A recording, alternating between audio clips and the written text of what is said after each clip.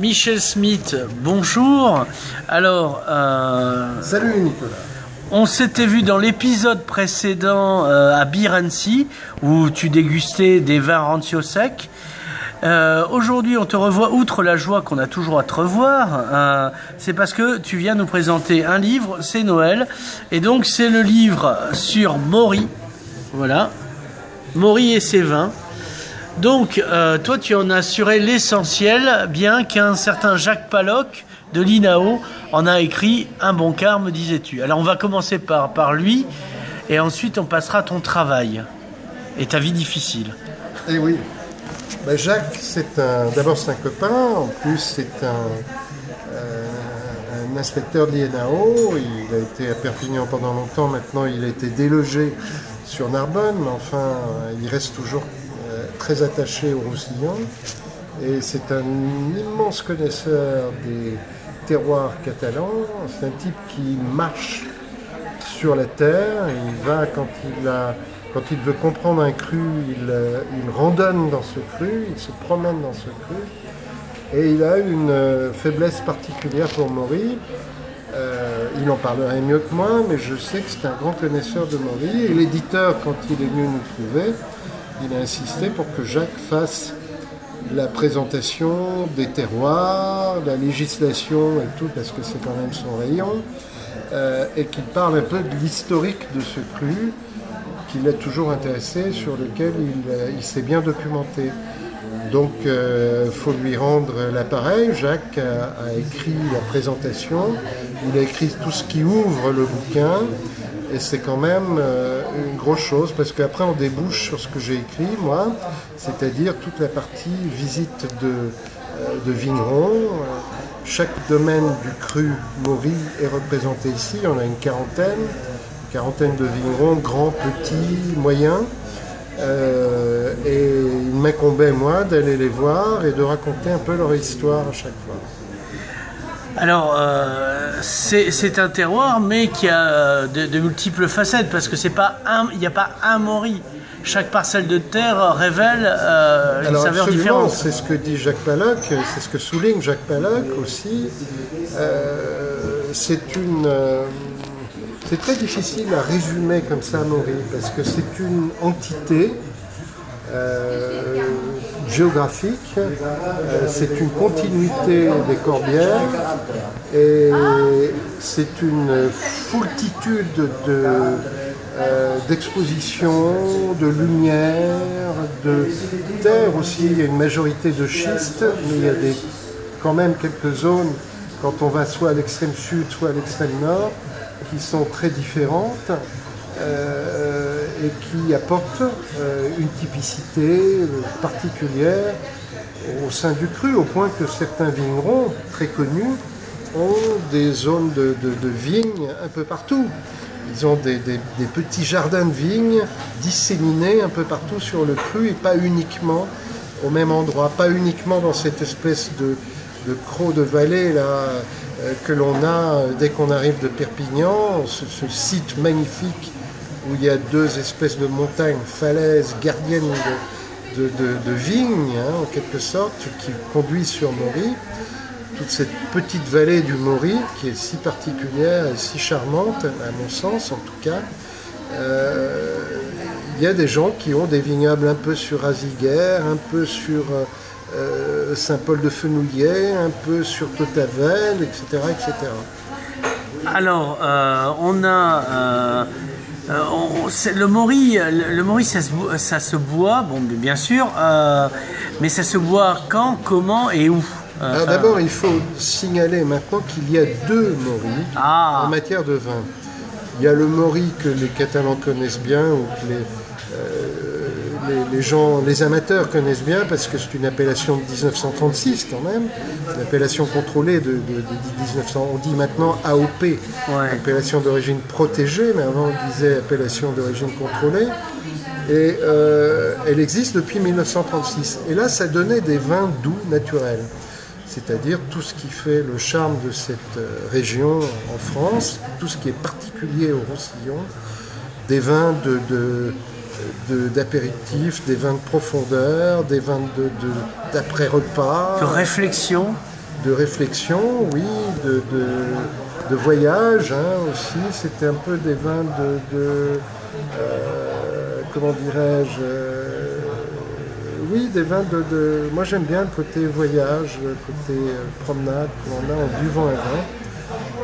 Et c'est des vins qui étaient réputés se marier particulièrement bien avec les desserts et avec le chocolat en particulier.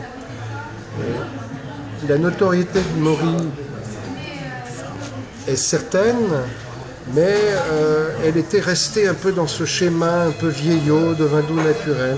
Et comme il y a eu une crise des vins doux, une désaffection, on va dire, des vins doux naturels, qui était réservée plutôt à une clientèle un peu vieillissante, eh bien, les vignerons de Maury ont eu l'idée de créer une appellation Maury sec qui concerne des vins secs, c'est-à-dire qui ne sont pas mutés à l'alcool, qui sont des vins tranquilles et rouges, qui ressemblent à un Côte-du-Roussillon village, par exemple. Alors, est-ce que tu peux nous présenter, on va regarder le livre, on l'a sous la main, et comme on a des portraits, est-ce que tu peux nous présenter des vignerons en particulier? Moi, je pense à Joseph Parcé parce que je le connais, mais il y en a d'autres, je dis Joseph Parcé, pour que tu en trouves un autre, justement. Voilà, j'en trouve un autre. Alors, il y a beaucoup de photos dans ce livre, il y a beaucoup de très belles photos qui ont été réalisées par Marc Tournaire, qui est l'éditeur. Mais là, par exemple, au hasard, je tombe sur un vigneron qui a une dizaine d'hectares, pas plus, sur Saint-Paul-de-Fenouillet, et qui vient de Bordeaux. C'est un type qui travaillait dans des grands vins de Bordeaux, où il était régisseur, mais un régisseur qui s'occupait un peu de tout, qui vinifiait, et qui a eu même une certaine notoriété. Et puis il est venu s'installer ici dans la région parce qu'il croyait beaucoup, et il croit toujours d'ailleurs, au secteur, non pas pour faire forcément des vins doux naturels, mais pour faire aussi des vins tranquilles en vins de pays, ce qu'on appelait à l'époque des vins de pays, qui sont maintenant des IGT, des indications géographiques protégées. Alors, tu peux t'en montrer d'autres, si tu veux. Parce que c'est aussi un livre de portrait au sens humain, c'est un livre humain. C'est-à-dire que... Voilà, la Côme du Roi, c'est une famille très traditionnelle de Maury, une vieille famille de Maury, les de Volontat, qui eux ont plus d'hectares et sont plus installés sur Maury même, et sur ce cœur de la vallée du Maury, on peut dire des deux côtés, des deux flancs de montagne. Bon, là c'est plus du traditionnel. Donc tu as un côté un petit venu de l'extérieur, et là tu as une famille complètement qui fait partie du cru depuis des générations et des générations. Alors c'est le réel de ce département finalement, et dans le vin, c'est devenu très hétérogène finalement. Par exemple, ici le Masper, c'est un petit vignoble qui travaillait pour la coopérative surtout, et puis bon, il y a les enfants qui sont venus. Ils ont décidé de monter eux-mêmes leur domaine, c'est-à-dire de vinifier eux-mêmes, plutôt que d'apporter les raisins à la cave coopérative de Saint-Paul. Et puis grâce à la maman, qui est très dynamique, commercialement, ils ont fait une petite boutique avec des produits bio, ils se sont mis à faire des vins bio, etc., etc. Donc ça montre aussi un aspect plutôt vivant de l'appellation. Tu ne vins Calvet, là c'est des gens du coin, les Calvet. Rien à voir avec le sénateur-maire. Ça j'en sais rien, bon je pense pas.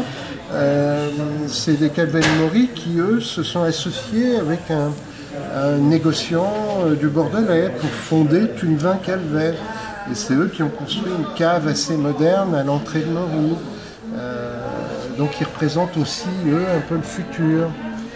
Enfin bref, je connais ton... Oui, on peut. Alors la question qui se pose, c'est... Il y a toujours des belles photos. Oui. Il faudrait que j'en trouve d'autres, mais... Alors, la question qui se pose, c'est est-ce que ce vin s'exporte au-delà de la France? Ah oui, on parlait de Tunevin. Est-ce qu'on le trouve sur les grandes tables? Ah bah oui, oui. Vin Calvet, par exemple, dont on parlait, ou la Combe du Roi, sont des vins qu'on retrouve partout, même à l'étranger, au Canada, en Amérique, tout ça.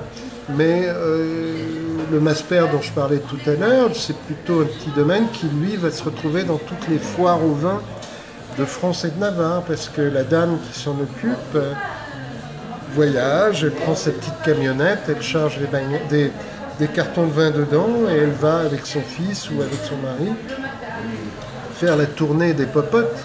En gros, c'est-à-dire qu'elle va, je sais pas où c'est, à la foire au vin bio de Reims ou à la foire au vin bio de Lille ou des choses comme ça pour vendre son vin. Alors, qu'est-ce qu'on a à dire avant de terminer cette interview, Michel, qu'il faudrait surtout pas oublier, parce que du coup, ça serait dommage. Les sponsors. Non, c'est pas des sponsors, je les cache, mais voilà. On peut les montrer. Oui, voilà, hein, comme ça, ce sera fait. Hein. Il faut dire une chose, c'est que ce livre a été commandité. C'est un livre de commande, donc tu es une espèce de mercenaire de la plume. Peut-être, ouais, je ne sais pas, mais enfin, ça a été, j'aime pas le mot commandité, mais ça a été décidé comme ça avec le syndicat du Cru Morny. Et la condition, c'était qu'on parle de tout le monde, sans faire d'un tel le meilleur. Il n'y a pas de classement. Oui. Il n'y a pas de notion de classement ou autre. Comme tu t'appelles pas Parker, c'est Smith, rien à voir. J'ai dégusté tous les vins, mais je n'ai pas dit celui-là est meilleur que l'autre. Ouais, voilà. C'est pas ça. Je me suis intéressé au vin parce que ça permet de comprendre le personnage aussi. Mais l'idée, c'était qu'il fallait que j'aille voir absolument tous les vignerons de l'appellation. Et c'est ça que je trouve intéressant dans la démarche de l'éditeur, Catapac, cette idée de rassembler tout le monde dans la même crue. C'est-à-dire que je trouve que, par exemple, Banyuls et Collioure, qui souvent s'opposent entre syndicats ou je sais pas quoi, etc., c'est peut-être une idée que j'ai moi dans la tête, j'en sais rien, c'est peut-être pas le cas, mais je trouve qu'ils devraient tous faire des choses fédératrices comme ça, des objets fédérateurs qui montrent qu'une appellation d'origine, c'est aussi un tout. C'est pas uniquement des particularités, c'est pas uniquement un gars qui tire d'un côté la couverture vers lui, c'est tout le monde dans le même bateau, sur le même bateau, qui va dans une direction qui est de faire du bon vin et d'exporter, de le faire connaître.